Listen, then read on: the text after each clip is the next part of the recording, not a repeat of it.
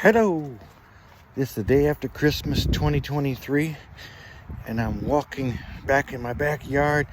A neighbor 2 doors down has had a golf cart and a snowmobile and a four-wheeler and a truck, and he was doing some things, and I noticed that he wasn't doing anything with the snowmobile. And I was talking with him, and he said he gave it away, and then his friend never picked it up. And I said, well, maybe I could get it off your friend if his friend really don't want it or so. He goes, I'll ask him. And then he asked him, and his friend says, I don't want nothing to do with it. And he says, go ahead and tell him he can have it. So he told me to go ahead and pick it up whenever I want to, as soon as possible. He said, I really want it off my property. So he said he'd even help me. So I'm back here looking at it right now. It's a Polaris. I didn't even know, a Polaris trail. Windshield's intact. Skis look good.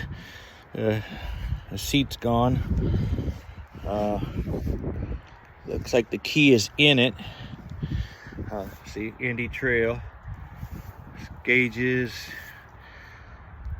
Fargo, North Dakota. Polaris. So I'll have to figure out how heavy it is and how to get it up and out. I can pick up one ski, no problem. Yeah. Probably just take a chain and just drag it. Just drag it. Hook it to my truck. Pull it out. This is the little area there. It's kind of muddy today. I got to take it over to that trailer.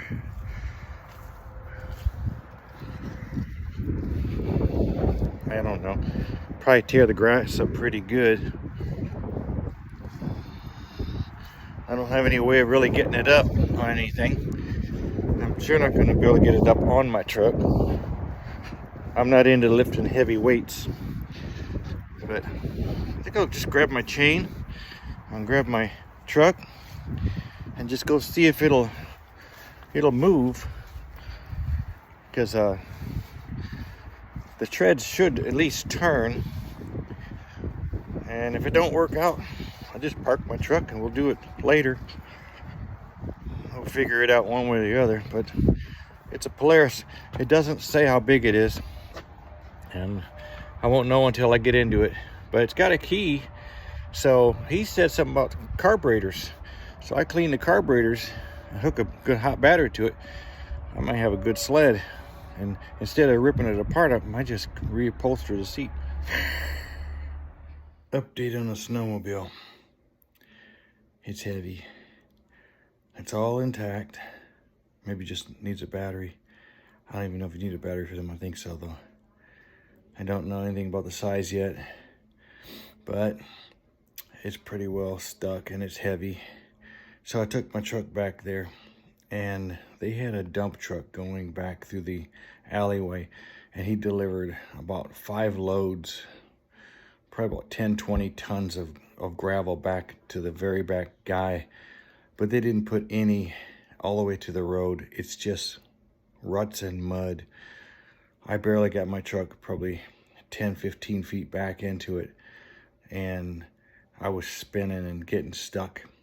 I put it in first and kind of just eased my way back out of it and got out and said no, because I could get a running start and probably get back there, but who's to say I'd ever get my truck back out? And it's raining right now. You know, it's winter, so unless I get a little trailer or something, I don't know. I'm not even gonna try my garden tractor. It's bad because of what that dump truck did. So we'll see what happens here in the future. I didn't have to do anything to get the snowmobile. I was listening and heard someone coming with a four-wheeler, dragging a snowmobile. There it is in my backyard. I got the snowmobile. Now check it out and see what's going on. Well, once again, I forgot to video record what I was doing. So I went out to the snowmobile, pulled the plugs, and cleaned around there real quick before I pulled them, make sure there's no stuff falling in the holes. And then took let me try it over. Okay, went out to the snowmobile, and I forgot to video record anything, but I pulled the plugs, blew off everything that could have fell inside, and then got them out and cleaned the plugs real good with a brass brush. They turned out really, really good. And I cleaned out the air filter as best I could by hand, and then put it back together. I had some starting fluid, so I sprayed some starting fluid in both cylinders. First, I put in some 2-cycle oil, and I had spun that over 2 or 3 times to let the engine get freed up with that oil on there on the cylinders and all. And then after I sprayed the spray in, I quickly put the spark plugs in, tightened them up, put the spark plug wires back on the hole on the spark plugs, and turned the key, made sure it was on, gave it 1 pull, and